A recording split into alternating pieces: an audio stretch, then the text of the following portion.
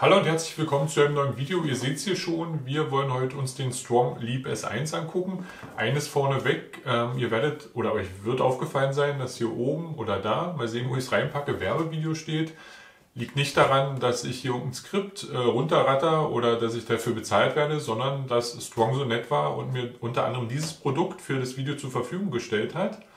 Ganz großen Dank da auch nochmal an Marc von Strong. Vielen lieben Dank. Auch für das Vertrauen von euch und ich freue mich, euch die Box vorstellen zu dürfen. Die war sogar schon mal in einer kleinen Community-Umfrage drin, weil ich es auch schon im Auge hatte.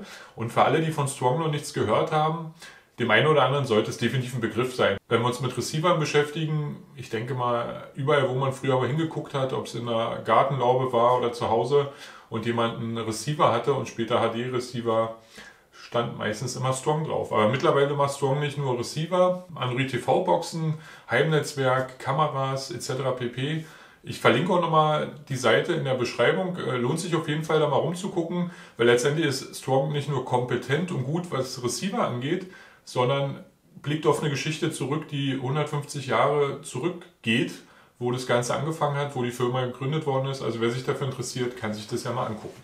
Kommen wir nun zu der Box. Die Box, und das ist das größte und beste Merkmal, wie ich finde, ist Google zertifiziert. Viele Boxen, die ihr findet, haben nicht diese Google-Zertifizierung. Die hat diese Box.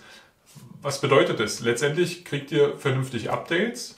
Es ist kein Gefrickel und kein Gebastel. Jede App funktioniert einwandfrei, ist nativ für die Box und ist nicht irgendeine mobile Version, wo ihr anfangt, irgendwie eine Maus und eine Tastatur, was ihr übrigens trotzdem könnt, per Bluetooth zum Beispiel, verbinden müsst, sondern die App funktioniert astrein mit der Fernbedienung und ihr habt da keine Probleme. Was für mich definitiv ein klarer Grund ist und eine Kaufentscheidung. Ich zeige euch ja öfter mal Receiver, wo dieses Gefrickel ist, aber sage auch immer so meinen ehrlichen, und alles ist ehrlich, was ich immer sage, ist meine Meinung, Kritikpunkt, dass es immer nichts Halbes und nichts Ganzes ist. Ne? Also gut, dann mag der Receiver gut sein, aber die Apps taugen nur so halb. Viel bringt es denn nicht. Dann gucken wir uns mal an, was hier drin ist in der guten Box. Zum einen, was nicht fehlen darf, ist natürlich immer Anleitung, Manuals. Es gibt auch noch Hersteller, die da ein bisschen was zum Lesen reinpacken. Manch anderer beschränkt sich immer auf PDFs auf der Seite. Denn die Box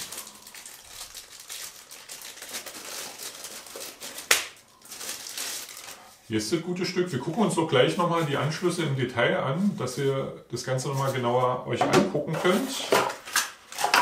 Dann haben wir Power Supply, also Netzstecker, HDMI-Kabel, 2 Batterien, auch mal gut, dass man nicht erst losrennen muss, wenn keine mit bei sind, und die Fernbedienung.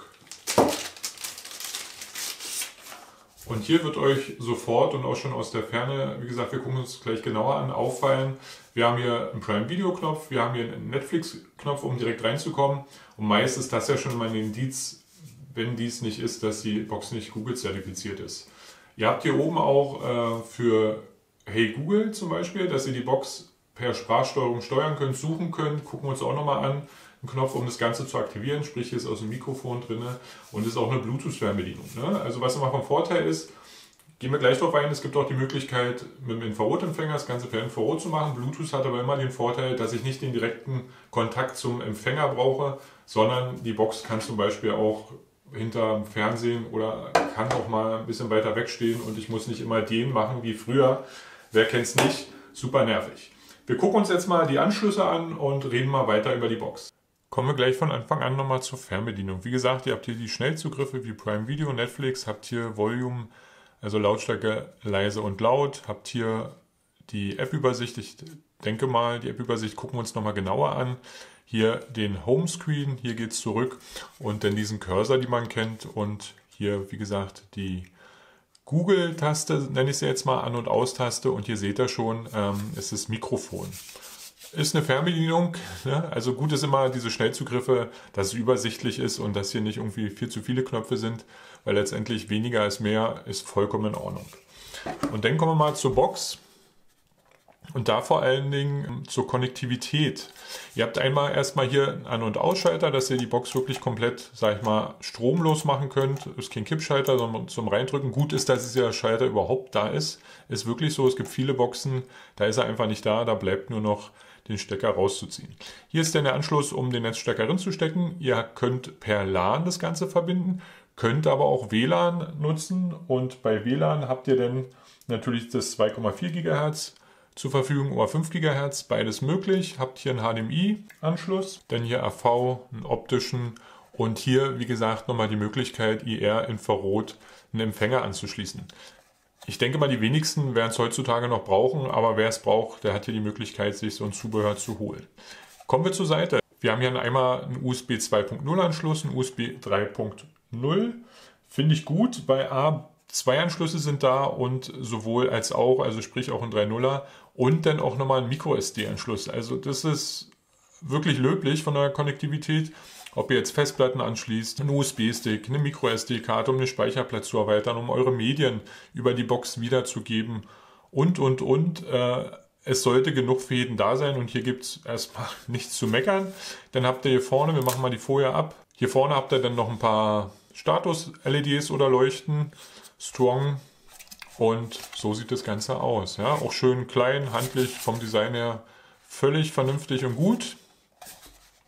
Und dann würde ich sagen, starten wir mal in die Box rein. Ich habe die auch noch nicht gestartet. Ist mir mal ganz lieb, damit ihr auch seht, wie die Einrichtung geht, wie das Ganze aussieht und funktioniert. Und dann legen wir mal los. Wir befinden uns nun in der Box. Ich hätte gerne die Einrichtung so ein bisschen gezeigt und wie das Ganze gestartet ist. Ist immer nicht ganz einfach, das Ganze zu capturen, sprich, dass es für euch zu sehen ist. Wir sind jetzt hier im Hauptmenü und ich sage mal ein bisschen was dazu. Also als allererstes habt ihr die Möglichkeit, am Anfang die Einrichtung mit Okay Google mein Gerät einzurichten, sofern ihr ein Android-Gerät habt. Und schon verbindet sich die Box mit euren ganzen Google-Informationen, die ihr austauschen wollt, mit eurem WLAN-Passwort etc. pp. Ist wirklich eine super einfache Sache, um die Einrichtung so einfach wie möglich zu machen. Natürlich so auch benutzerfreundlich, aber alle, die ein Android-Telefon haben, profitieren ja wirklich von, dass die Einrichtung und das ewige Getippe von Passwörtern und so weiter erspart bleibt. Das Ganze ist natürlich auch hilfreich, wenn ihr eure Passwörter bei Google im Chrome gespeichert habt, sodass Netflix, Prime Video und so weiter auch keine Eingabe mehr erfordern. Aber ansonsten seid ihr immer gut bedient, wenn ihr euer Handy zur Hand habt, weil ihr meist einen QR-Code scannen könnt und euch dann über euer Handy anmelden könnt. Beim ersten Start ist ganz wichtig, sucht die Box natürlich nach einem Update, was es auch in der Regel finden wird, was ja auch immer gut ist, weil ein Update heißt nicht nur immer Stabilität und vielleicht auch Verbesserungen oder neue Apps, sondern auch Sicherheitsupdates. Sprich, am Anfang ist das Ganze ein bisschen träge, liegt nicht an der Box, die ist schnell genug, der Speicher, sprich der Arbeitsspeicher sowie der Prozessor auch. Hier ist einfach nur, dass im Hintergrund was runtergeladen wird, geht dann einfach auf Info, Systemupdate und installiert es, beziehungsweise wenn er es fertig runtergeladen hat im Hintergrund, wird er euch auch darüber informieren, dass er ein Update installieren will. Die Fernbedienung war auch einfach zu connecten, da mussten zwei Knöpfe gedrückt werden, das war einmal die und die haltet ihr etwas länger und schon ist die Fernbedienung per Bluetooth verbunden. Jetzt seht ihr schon, die meisten Apps sind jetzt hier drauf, die man so nutzen kann, sprich Netflix zum Beispiel. Läuft doch alles astrein. Ich habe das Ganze jetzt mal durchgetestet hier. Startet. Es gibt halt gar keine Probleme. Also schön wäre, wenn man was zu sagen hat, aber in dem Fall hat man nichts zu sagen, weil es nur Positives gäbe, weil halt einfach alles funktioniert. Ne? Also ihr könnt die Apps nutzen, ihr könnt hier ganz normal euch mit euren Konten, die ihr habt und euren Accounts anmelden und das Ganze dann einfach, ja, nutzen, bedienen und los streamen und gucken. Vorausgesetzt natürlich, ihr habt ein Abo, ganz wichtig. Und dann legt ihr einfach los. Ich habe das Ganze auch durchgetestet, wirklich angefangen von Netflix, Prime Video, Disney Plus, läuft alles sauber.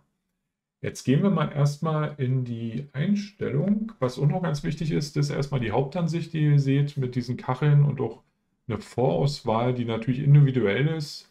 Gerade was hier Mickey's Xmas und so angeht, ist natürlich bei jedem individuell. Und wenn ihr denn diese Punkte hier drückt auf der Fernbedienung, dann kommt ihr in diese aufgeräumte Übersicht. Hier seht ihr natürlich, was ihr so installiert habt. Hier ist so von vornherein nichts installiert, was nicht raufgehört. Eine völlig cleane Android TV-Version von Google. Sprich nicht, dass ihr noch irgendwelche, wie bei manchen Handyherstellern, irgendwelche Apps drauf habt, die ihr nicht wollt, die ihr deinstallieren müsst. Ist ja alles nicht der Fall. Wir gehen jetzt einfach mal in die Einstellung. Zack. Geräteeinstellung. Und dann fangen wir mal an mit Speicher. Hier ist ja ein interner Speicher, Flashraum, wie man ihn nennt, von 8 GB. Vergesst immer nicht, dass das Android-Betriebssystem natürlich auch Platz braucht. Genauso wie beim PC in Windows und so weiter und so fort. Ich habe jetzt einfach mal einen USB-Stick genommen, den USB 3.0 Port gemacht und habe ihn eingebunden. Sprich, wenn jetzt was installiert, wie Apps, und die können auf externe Speichermedien installiert werden, profitiert er davon. Also wenn ihr einen Stick habt oder holt euch einen Stick, die Dinger sind nicht mehr teuer, steckt ihn drin. Der kann natürlich auch größer sein als 16 GB und dann könnt ihr den auch dementsprechend einrichten. Wichtig ist, damit er natürlich diese ganzen Kategorien hat und damit er euch das alles anzeigt, was drauf ist, muss er natürlich in dem dementsprechenden Format formatiert werden und damit er auch die Ordner anlegt und das Dateiformat. Ist aber alles ganz easy. Dann könnt ihr den Stick drinnen lassen und könnt den als zusätzlichen Speicher nutzen. Ihr könnt natürlich auch eine MicroSD. Das ist ja das Schöne. Ihr könnt machen und tun, was ihr wollt. Genauso, wenn ihr eine Festplatte anschließt, wird er euch zeigen, da ist eine Festplatte und ihr könnt zum Beispiel eure, was auch immer ihr drauf habt, Bilder, Videos, Musik, whatever, abspielen. Alles super einfach. Das war auf jeden Fall wichtig, euch mal zu zeigen. Ansonsten, wenn wir hier auf Info gehen, seht ihr auch schon, dass Android Version 10, das letzte mögliche Sicherheitsupdate, ist natürlich auch gekommen mit dem Update, ist also alles up-to-date, wie es nur sein kann. Und dann könnt ihr hier auch nochmal über Systemupdate, was er eh immer macht, prüfen. Wird er sagen, ist aktuell. Oder könnt auch lokal, wenn es mal ein Update gibt, was ihr über ein externes Medium installieren könnt. Ansonsten, was sehr interessant ist für alle, ihr habt auch die Möglichkeit, zum Beispiel einen Controller zu verbinden. Auf die Idee bin ich gekommen, weil eine ist jetzt hier ein PS4-Controller. Kann das Ganze jetzt nochmal weiter mit dem bedienen. Auf die Idee bin ich gekommen, weil hier eine App drauf ist vom Anbieter, wo ihr Cloud Gaming betreiben könnt. Sprich, ihr könnt einmal klar über den Google Play Store Spiele installieren, ob jetzt frei oder käuflich erwerblich, je nachdem, was dort gibt, was euch gefällt. Und dann habe ich mir die mal angeguckt und es gibt ja zum Beispiel GeForce Now oder auch die App, wo ihr über einen Anbieter Spiele über euer Android TV spielen könnt. Was braucht ihr? Ihr bleibt bei der Box, die ihr eh schon habt. Ein Controller, es kann Xbox-Controller sein, kann PlayStation-Controller sein, whatever, der per Bluetooth verbunden wird. Und schon könnt ihr braucht natürlich wieder einen Account und je nachdem, es gibt freie Versionen. Es gibt aber bei GeForce Now auch die Möglichkeit zu bezahlen, wo ihr dann natürlich davon profitiert, nicht nur freie Spiele spielen zu können, die eh Free-to-Play sind, sondern auch die bezahlbar sind. Gucken wir uns aber gleich nochmal an. Ich mache das jetzt hier einfach mal weiter mit dem Controller.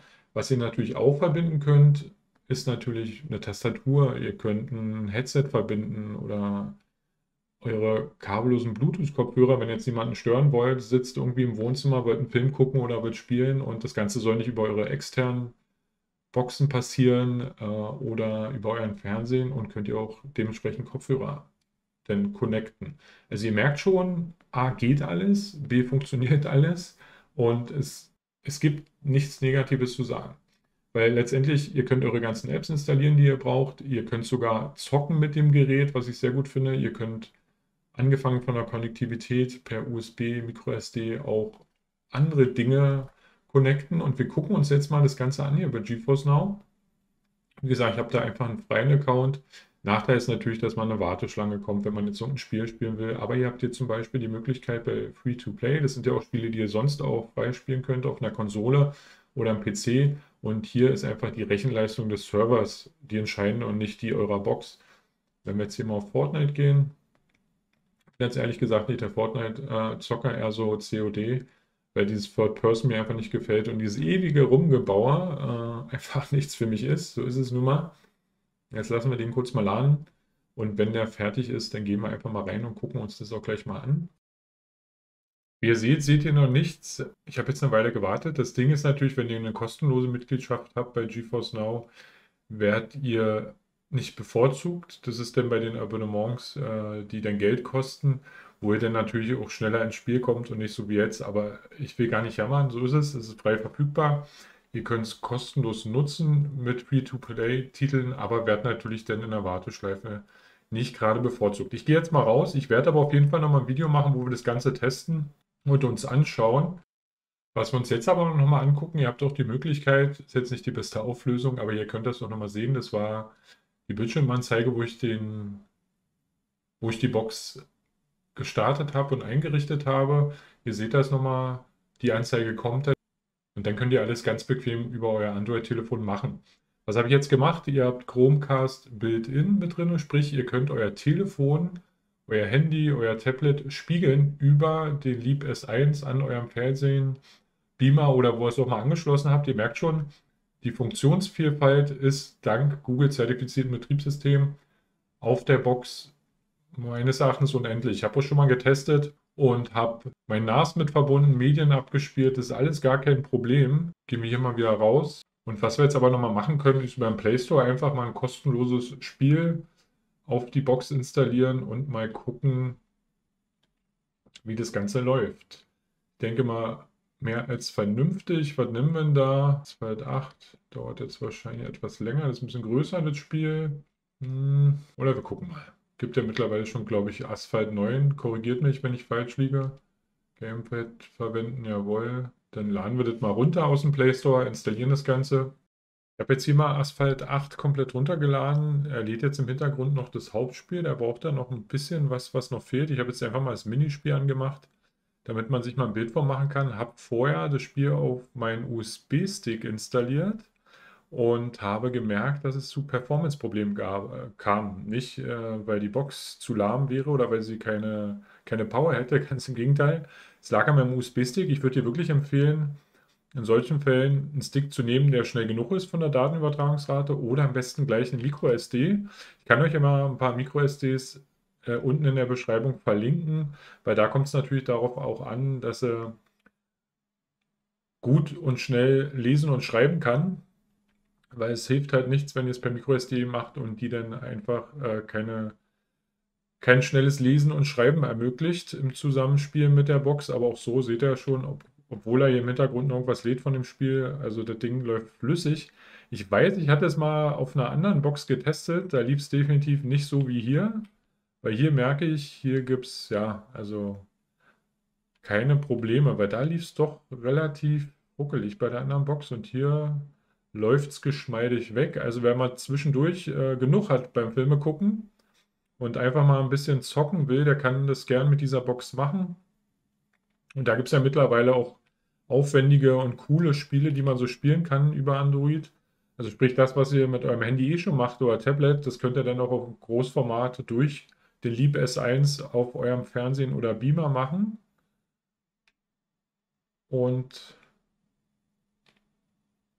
könnt hier ein Rennen fahren oder was auch immer. Gehen wir mal wieder zurück.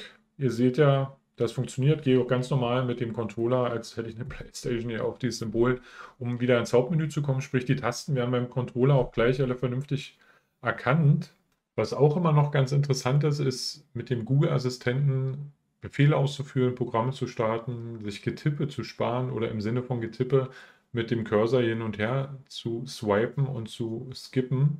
Wir machen das Ganze mal und können zum Beispiel Folgendes sagen: Zeige mir Actionfilme. Und schon durchsucht er die dementsprechenden Apps, wo ihr auch ein Account, ein Abo habt, nach den dementsprechenden Filmen. Ihr könnt natürlich auch sagen, starte Netflix. Und ihr seht schon, erkennt er die Sprache 1:1 richtig gut. Das ist mittlerweile so gut geworden und schon spart er euch den Weg dorthin. Gut, der ist jetzt ein bisschen kurz, der Weg, war jetzt nicht das beste Beispiel, aber ihr könnt auch im Play Store zum Beispiel Befehle geben, wenn ihr sagt, ihr sucht irgendwas. Netzwerk. Und schon steht das Wort da, was ihr sonst über die Bildschirmtastatur ausgewählt hättet, zeigt euch eine App, wo er gleich sagt, okay, hat damit zu tun oder dementsprechend andere Apps, wie ein VLC-Player zum Beispiel, wo ihr auch im Netzwerk Medien abrufen könnt. Ihr seht schon, das Ganze erspart in Anführungsstrichen Arbeit. Ich finde es immer ein cooles Gimmick, spart so ein paar Schritte, wenn man sie nicht gehen will, wenn man sagt, okay, er versteht mich ja eh ganz gut, also kann er es für mich doch machen. Und gerade wenn es darauf ankommt, was einzutippen, kann man das Ganze machen. Man kann ja auch zum Beispiel sagen, wie ist das Wetter in Sardinien? Und schon zeigt euch Informationen an. Das Ganze geht 1:1 wie auch auf dem Android-Tablet oder Telefon. Ihr könntet jetzt auch irgendwelche Wörter euch erklären lassen oder Fragen stellen und er zeigt euch das an und beantwortet euch das. Also all das ist möglich und erleichtert, wie ich finde, so manch Arbeitsschritt, wie gesagt, und macht das Ganze nochmal viel komfortabler. Das soll soweit erstmal gewesen sein von der Box, von der Leap S1 von Strong. Lasst gerne einen Daumen nach oben da, wenn euch das Video gefallen hat. Kommentiert gern, was ihr von der Box haltet, was ihr gut findet oder auch nicht. Wobei meine Meinung hier ganz klar ist, ich finde hier erstmal wirklich nichts Negatives, was Störendes. Alle Apps gehen, die Konnektivität stimmt. Ich kann mit dem Ding sogar zocken, Chromecast ist mit drin. Die Box läuft einfach rund und das sage ich nicht, weil Strong mir das zur Verfügung gestellt hat, sondern wie immer auf meinem Kanal, weil es meine Meinung ist. Und wenn mir mal was nicht gefällt, dann werdet ihr es auch von mir hören, weil ansonsten machen diese Videos keinen Sinn. Ich selber gucke auch keine Videos, wo ich das Gefühl habe, dass da jemand sein Skript runterrattert. Wer den Kanal noch nicht abonniert hat, gerne abonnieren, aktiviert die Glocke, um keine neuen Videos zu verpassen und vor allen Dingen auch keine neuen Videos. Ich will mal ein bisschen spoilern, den kleinen Bruder davon in Form eines Sticks werde ich auch noch vorstellen, freue ich mich auch schon drauf und ansonsten sage ich bis zum nächsten Mal. Ciao!